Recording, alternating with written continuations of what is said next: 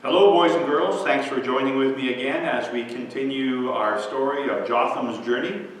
We're reading today, day number 7, Saturday, the first week of Advent. And this chapter is called Qumran. Jotham stopped dead in his tracks. The icy fingers of fear wrapped around his heart. Nathan had seemed so nice, maybe too nice. Was all this just a ploy to kidnap Jotham and make him a child slave here in Qumran? Nathan kept walking, and Jotham felt like he should turn and run, but to where? He was in the middle of the wilderness of Judea, next to a sea of death, with no idea where to go. Panic gripped his legs, and he couldn't make himself walk into a village where children were slaves. So he stood there on the verge of tears, his fears pulling him in 7 different directions. Finally, Nathan noticed that Jotham was no longer behind him. Turning back, he walked toward Jotham, and Jotham walked backwards, away from Nathan, trying to decide if he should run. "Jotham, what is it? What has frightened you so much?"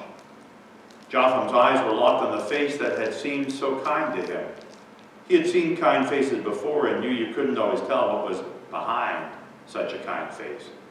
"Did you see a snake?" Nathan asked. "Or step on a scorpion?" Jotham slowly shook his head. No. Continued to stare at Nathan. He'd seen many snakes this day, and even a few scorpions. He wondered again if he was staring at a 2-legged version of a scorpion right now. Suddenly Nathan understood. "It's the children, isn't it?" he said. "You think I'm kidnapping you, don't you?" Jotham nodded his head, and compassion swept across Nathan's face. He knelt down next to Jotham and put his hand on the boy's shoulders. "Trust me, Jotham. I am not bringing you to harm. These children are here because they want to be. We take in orphans from all over the land, training them in the ways of the Lord. We provide a safe and comfortable home for them, but they're free to leave anytime they wish, just as you are." It's true, Jotham now realized. There were no walls around the village, and only one guard in the tower. Nothing to keep the children there if they wished to leave. Then he watched as 3 boys ran out from the gate. They were laughing as they jumped into the water to go for a swim. Finally, the trembling in Jotham's stomach began to calm down then. He started breathing regularly again. Nathan smiled. "Come on now. Let's go meet some new friends." Jotham was still a little hesitant, but relaxed more as they came near Qumran. As they entered the town, Jotham now saw that all the children looked happy. As he had first seen, many were hard at work, but many more were playing or talking. The men in robes, though, they all had sour faces on, and they seemed to take everything so seriously. So Jotham asked, "Why are all the men looking so angry?" "Oh, they're not angry, Jotham. They're just deep in thought." Then, seeing that this puzzled the boy, he explained, "We Essenes have devoted our lives to studying God's scriptures. We spend our days reading and copying and thinking about the words of Jehovah the Lord. Most of us do not marry, and very few of us ever leave Qumran. It's our service to the Holy One, to God." Jotham next saw that some of the boys were working in pairs, carrying buckets of rocks suspended on poles. They lifted the buckets to men working high on wooden platforms. "What are those men doing?" Jotham asked. "Oh, they're rebuilding the walls of Qumran," Nathan answered. "Less than 2 years ago, all that you see here was nothing but rubble." Jotham shot Nathan a questioning look, and Nathan simply replied with one word: "Romans." As he spoke, Nathan seemed almost to be in pain.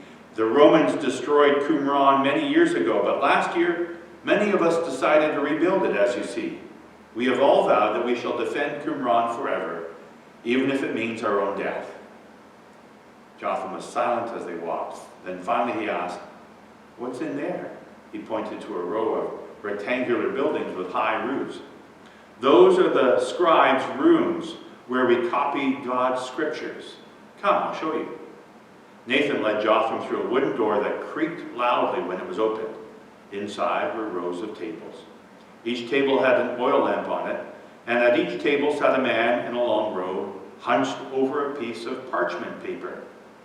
"We take the Holy Scriptures," Nathan whispered, and copy the words from one parchment to another, so that many more people may hear the words of Jehovah God. That man there," he continued, pointing to a tall, skinny man with no hair who stood at the front of the room, "reads each letter from the original parchment, and then all these other men write that letter onto their copies." Jotham listened as the man at the front called out, "Cheth." He knew that this was a letter of the alphabet, and watched as all the men at the tables dipped their quills in ink and carefully began drawing that letter onto their parchment paper. When they'd all finished, the man at the front called out, "Cheth," again, and every man looked down to make sure he had written down the correct letter. Satisfied that the letter had been properly written onto each parchment, the tall, skinny man then called out, "Samech," the next letter, in whatever word he was spelling. Jotham had never seen anything like this. "Do they do this all day?" Jotham asked finally. "All day, every day, except the Sabbath day," Nathan answered. "In this way, we'll have 20 new copies of God's Torah in less than 2 years." 20 copies? Jotham gasped in amazement. Yes, indeed, it truly is a modern-day miracle. After watching 4 letters being copied, a process that took them almost an hour, they left the scribe's building and headed towards some buildings that looked like houses. Just then a taller man approached. He wore the same kind of long robe, but was much fatter than the other man. The skinny vulture-like man followed a pace behind. "Nathan, I will speak with you," the first man called out. Nathan groaned under his breath, but aloud he said, "Yes, Rabbi? What is it?" Jotham knew that rabbi meant teacher, even though he'd never had one himself. He figured that this must be the man in charge of all the other Essenes. "You know exactly what it is," the rabbi said as he walked up to Nathan. "You have once again been spreading your tales of the Messiah against my specific orders." Then the rabbi saw Jotham for the first time and added, "I'd wager that you even told this young boy here." Nathan sighed deeply. "Rabbi," he said evenly, "I spread no tales except those which are clearly told in God's scriptures." The rabbi's face turned purple. Jotham thought his head might pop like a grape. "Now see here, Nathan. I was studying the scriptures before your parents ever laid eyes on each other, and I know perfectly well they say nothing of the tales you're spreading. The Messiah will come to us, but we must tarry for many generations before we are worthy of his arrival." Now Nathan began to turn red, and Jotham could see that this was an old argument. "We don't need to be worthy," he said, his voice beginning to rise. "We can never be worthy. The whole purpose of the Messiah is to cleanse us from our unworthiness." This argument went back and forth for several minutes.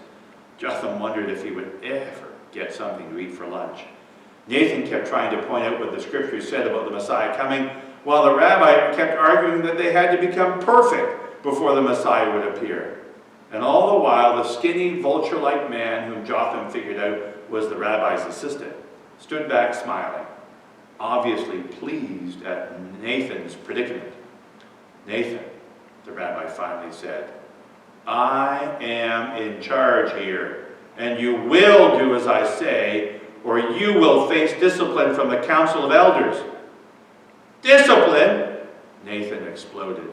"Discipline for reading the scriptures and seeing in them the truth?" The rabbi started to answer, but was interrupted by a shout from the guard tower. "Riders! 5 men on horses riding fast from the south!" Nathan's eyes widened and he looked at the rabbi. The argument of a moment ago just forgotten now. "Decade of Medigo," he gasped. "I saved this boy from his clutches in En-Gedi, and now he comes for him. I did not believe he would care enough to look this far." The rabbi's face melted into concern and compassion. Looking at Jotham, he said, "You must take the boy and hide quickly." So they ran toward the back of the village where the hills behind came almost straight down. "Here," the rabbi said, stopping at a cook's tent. "Take some food and water. Go hide in the library."